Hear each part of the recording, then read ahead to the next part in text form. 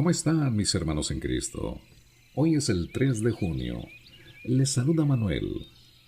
Mis hermanos, estamos viviendo épocas históricas increíbles en nuestro planeta. Existe un movimiento llamado la Nueva Era. La Nueva Era nos hace pensar que es posible hacer todo lo que nos plazca, sin tomar en cuenta a Dios. Aléjese de ese pensamiento, de ese movimiento, y recuerde que Dios está dentro de nosotros, porque nacimos en un planeta que ha sido redimido por Dios a través de Jesucristo. Y ahora la lectura de este día. Se inicia en 2 de Samuel, en el Antiguo Testamento, el capítulo 20 al versículo 14 y el capítulo 21 al versículo 22. En el Nuevo Testamento, el libro de Hechos, el capítulo 1, los versículos 1 al 26, Salmos 121, del 1 al 8, y Proverbios 16-18 de la Biblia de las Américas.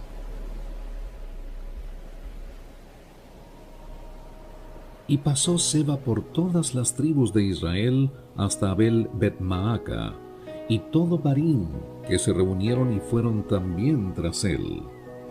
Y llegaron los de Joab, y los sitiaron en Abel Bet-Maaca, y levantaron un terraplén contra la ciudad. Y éste estaba junto al baluarte, y todo el pueblo que iba con Joab se puso a socavar el muro para derribarlo. Entonces una mujer sabia gritó desde la ciudad: Oíd, oíd, ruego que digáis a Joab, ven acá para que hable contigo. Y él se acercó a ella, y la mujer dijo: ¿Eres tú, Joab? Y él respondió: Yo soy. Entonces ella le dijo: Escucha las palabras de tu sierva. Y él respondió: Escucho. Habló ella diciendo: Antes acostumbraban decir: ellos ciertamente pedirán consejo en Abel, y así terminaban la querella. Yo soy de las pacíficas y fieles en Israel. Tú procuras destruir una ciudad madre en Israel. ¿Por qué has de destruir la heredad del Señor? Y Joab respondió y dijo: Lejos, lejos esté de mí que yo destruya o extermine. Este no es el caso, sino que un hombre de la región montañosa de Efraín llamado Seba, hijo de Bicri, ha levantado su mano contra el rey David. Solamente entregadlo, y yo me iré de la ciudad. Y la mujer dijo a Joab: He aquí, su cabeza te será arrojada por encima del muro. Entonces la mujer con su sabiduría fue a hablar a todo el pueblo, y ellos le cortaron la cabeza a Seba, hijo de Bicri, y se la arrojaron a Joab. Él pues tocó la trompeta, y se retiraron de la ciudad, cada uno a su tienda. Joab también regresó al rey en Jerusalén. Joab era jefe sobre todo el ejército de Israel, y Benaía, hijo de Joiada, era jefe sobre los cereteos y peleteos. Adoram estaba a cargo de los trabajos forzados, y Josafat, hijo de Ahilud, era cronista. Seba era escriba, y Sadoc y Abiatar eran sacerdotes. Ira el Jaireo era también un sacerdote de David. En los días de David hubo hambre por 3 años consecutivos, y David buscó la presencia del Señor. Y el Señor dijo: Es por causa de Saúl y de su casa sangrienta, porque él dio muerte a los Gabaonitas. Y llamó el rey a los Gabaonitas y les habló. Los Gabaonitas no eran de los hijos de Israel, sino del remanente de los amorreos, y los hijos de Israel habían hecho un pacto con ellos, pero Saúl había procurado matarlos en su celo por los hijos de Israel y de Judá. Dijo pues David a los Gabaonitas: ¿Qué debo hacer por vosotros? ¿Y cómo haré restitución para que bendigáis la heredad del Señor? Los Gabaonitas le respondieron: No nos importa la plata ni el oro de Saúl o de su casa, ni nos corresponde dar muerte a ningún hombre en Israel.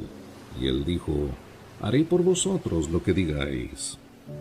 Y ellos dijeron al rey: Del hombre que nos consumió y que trató de exterminarnos para que no quedáramos dentro del territorio de Israel, que nos entreguen 7 hombres de entre sus hijos, y los ahorcaremos delante del Señor en Gibeá de Saúl, el elegido del Señor.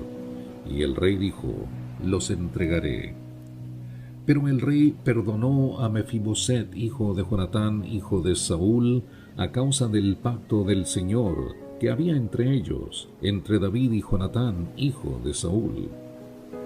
El rey tomó a los 2 hijos de Rispa, hija de Aja, Armoni y Mefiboset, que ella había dado a Saúl, y a los 5 hijos de Merab, hija de Saúl, que ella había dado a Adiel, hijo de Barzilai, Meolatita. Y los entregó en manos de los gabaonitas, que los ahorcaron en el monte delante del Señor, de modo que los 7 cayeron a la vez. Les dieron muerte en los primeros días de la cosecha, al comienzo de la cosecha de la cebada.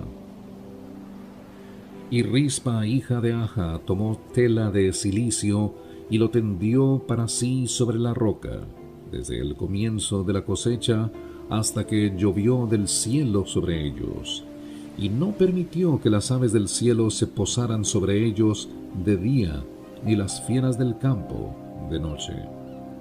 Cuando le fue contado a David lo que Rispa, hija de Aja, concubina de Saúl, había hecho, David fue y recogió los huesos de Saúl y los huesos de Jonatán su hijo, en posesión de los hombres de Jabes de Galaad, quienes los habían robado de la plaza de Betzán, donde los filisteos los habían colgado el día que los filisteos mataron a Saúl en Gilboa. Y trajo de allí los huesos de Saúl y los huesos de su hijo Jonatán, y recogieron los huesos de los ahorcados. Y sepultaron los huesos de Saúl y de su hijo Jonatán en tierra de Benjamín, en Sela, en el sepulcro de su padre Cis, e hicieron todo lo que el rey había ordenado. Después de esto, Dios fue movido a misericordia para con la tierra. Hubo de nuevo guerra de los filisteos contra Israel. Descendió David con sus siervos, y mientras peleaban contra los filisteos, David se cansó. Entonces Isbi Benob, que era de los descendientes del gigante, y cuya lanza pesaba 300 siclos de bronce, y que estaba ceñido con una espada nueva, trató de matar a David. Pero Abisai, hijo de Sarbia, vino en su ayuda, e hirió al filisteo y lo mató. Entonces los hombres de David le juraron diciendo: Nunca más saldrás a la batalla con nosotros, para que no apagues la lámpara de Israel. Sucedió después de esto que hubo otra vez guerra en Gob contra los filisteos. Entonces Sibecai, Husatita, mató a Saf, que era de los descendientes del gigante. De nuevo hubo guerra contra los filisteos en Gob. Y Elanán, hijo de Jaare Oregim de Belén, mató a Goliat Geteo. El asta de su lanza era como un rodillo de tejedor. Y hubo guerra otra vez en Gat, donde había un hombre de gran estatura que tenía 6 dedos en cada mano y 6 dedos en cada pie, 24 en total. Él también descendía del gigante. Cuando desafió a Israel, lo mató Jonatán, hijo de Simea, hermano de David. Estos 4 descendían del gigante en Gat y cayeron por mano de David y por mano de sus siervos.